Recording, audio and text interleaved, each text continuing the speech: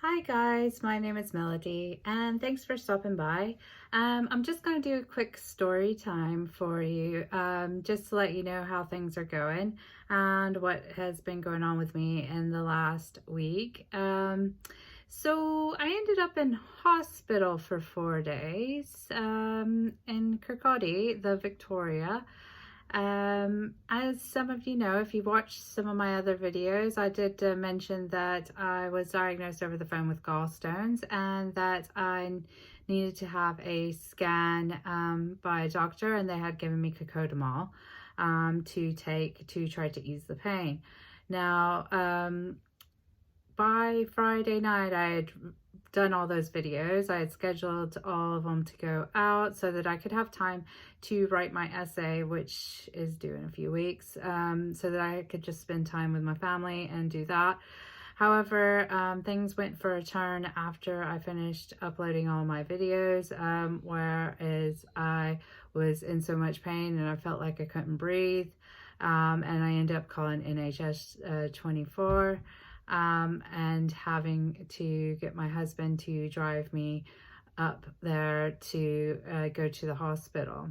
Now, while at the hospital, I was in so much pain that I screamed at everybody. I told them that I wanted to die because I'm not going to sugarcoat this at all, and that if they gave me a knife, I would either kill myself or try to take this thing out myself, and that I wasn't going to go home, and they didn't not go home. I wasn't going to go home with a gallbladder, and they didn't know what I was going through. So I was a really, really rubbish patient at this point because I was screaming, yelling, everything, because I was in so much pain. They tried to give me morphine intravenously. That did not work. Paracetamol through the drip as well, that did not work. I ended up getting put on oxycodone, which was the only thing that would touch the pain.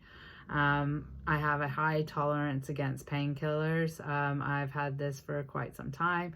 I believe it's because of when I lived in America, instead of going to the doctor, I would just take painkillers, and probably too many painkillers to try to settle down whatever pain I had at that point. Yeah, so they the first day I was there, they felt my stomach and it was suspected pancreatitis and colitis, I think it is. And basically they put an IV in my hand, which you can see here. It's a bit yellow, which is good because I'm not as yellow anymore, because I was turning extremely yellow because the bile's getting into my bloodstream. I could taste it coming up. I had tried to eat in the past week, but everything just came straight back up. I couldn't eat, I couldn't sleep, I couldn't breathe. I had pain across my back and down into my lower back and across the front and into my side. I still have a low level of this pain. I am still on medication, so I'll tell you about that in a minute. So I got a cannula put in, and I was put on intravenous fluids to try to flush out the infection on my pancreas. Saturday, I was in a lot of pain. Everything was just horrible. I yelled at him. I did apologize after it. Don't be worried. I apologize because, like, I am the worst person if I'm in pain. But I apologized to him, and I do apologize to him again. Sorry.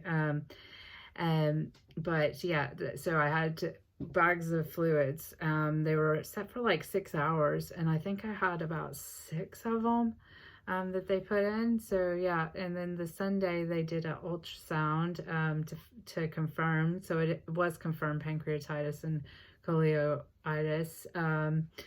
And I had to stay in until I was well enough to get back, and that the pain was a manageable level, because unfortunately at the moment all surgeries that can be postponed are being postponed at the moment. So if they can clear the infection, manage the pain, then you can go home, and then you'll get called back for outpatient, which that's what's going to happen to me, is I have to get called back for outpatient.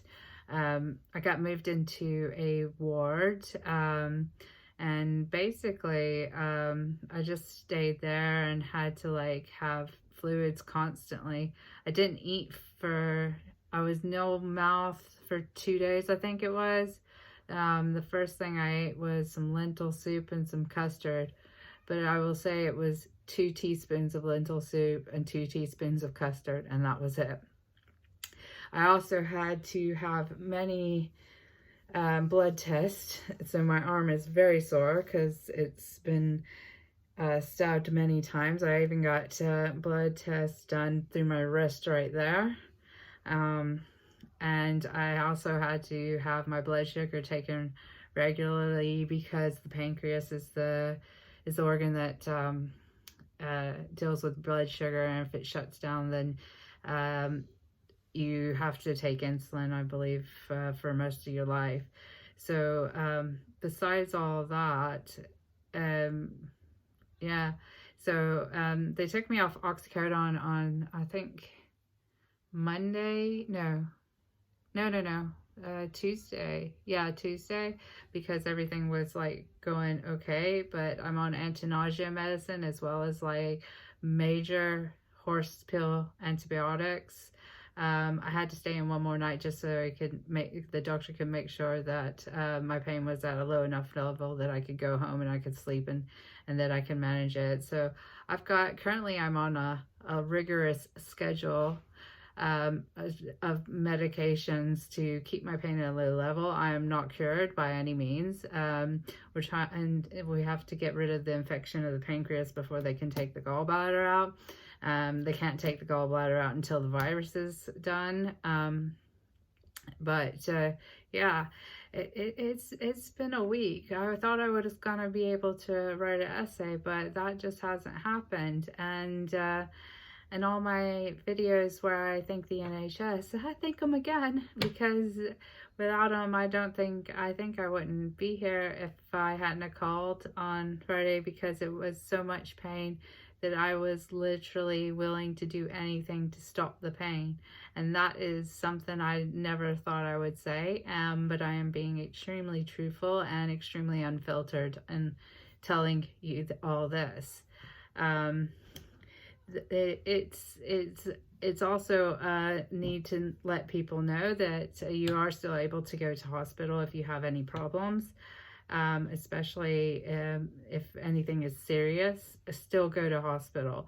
The way they have it set up is they have a green area and a red area. The green area is for non-virus patients, and the red area is for the virus patients. I was in the green zone.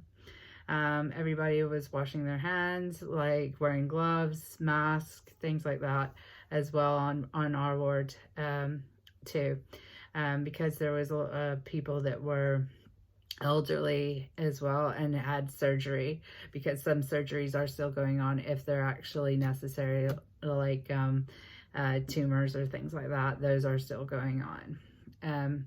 But yeah, my stomach actually has grown quite a bit because I am still swollen, which is really odd, because my husband says I look thinner in the face because I hardly ate for the last week. But so yeah, once again, I am going to apologize for my rubbishness as a patient, because I have always been a rubbish patient. Say that I would like to thank the NHS workers at this time for actually helping me, because that was important. And for the whole time, even though I yelled at them, they told me it was okay, because they were all going to sort it out for me, and that everything was going to be fine. And they just tried to like calm me down, which is like crazy. I can't believe that people are, I mean, I thought I was patient, but I don't think I'm that patient with somebody, because they said it was okay that I was that way because I was in so much pain, but everything would get sorted.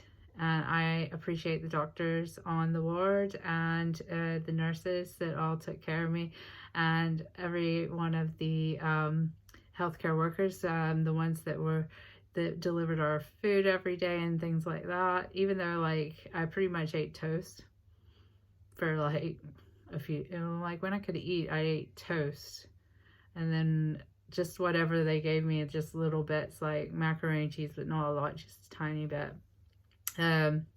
Oh, the other thing is though, my previous video about what I eat in a week or what I eat for the month with the food box, that is now nil. I'm unable to eat that because I have gallstones and because my gallbladder is this way. I have to maintain an extremely low fat diet now, and I can't eat a lot of fat, a lot of dairy, things like that anymore because yeah, because this could happen again, and they don't need it to happen again, and especially while I'm waiting to get something done about it. For the foreseeable future, I will just be trying to live the best that I can at the moment. And yeah, I think there's something else I had to say, but I can't remember. Yeah, so that was my story of going into the hospital. And again, I appreciate all the essential workers, all the nurses, all the carers, everybody who works for the NHS. Thank you for taking care of me.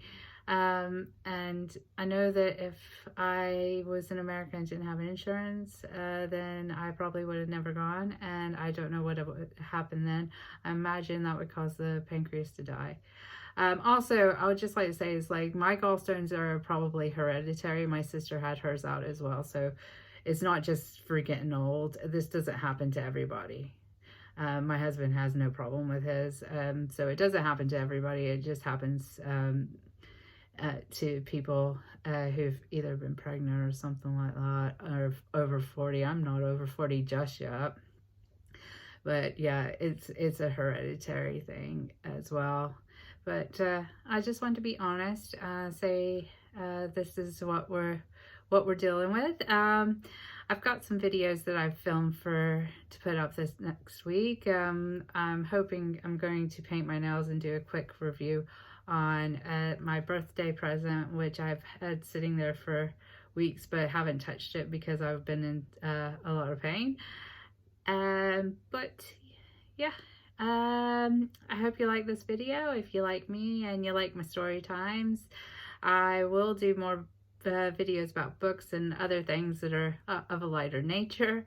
But I just wanted to make a video saying what happened and how everything was absolutely fine during this time, and that you can seek help, and the NHS is still there for you, and I still love them, and I would like to thank them wholeheartedly for what they did for me. And I hope everyone is staying safe and staying positive, and I love you guys, and I'll see you in the next one. Bye.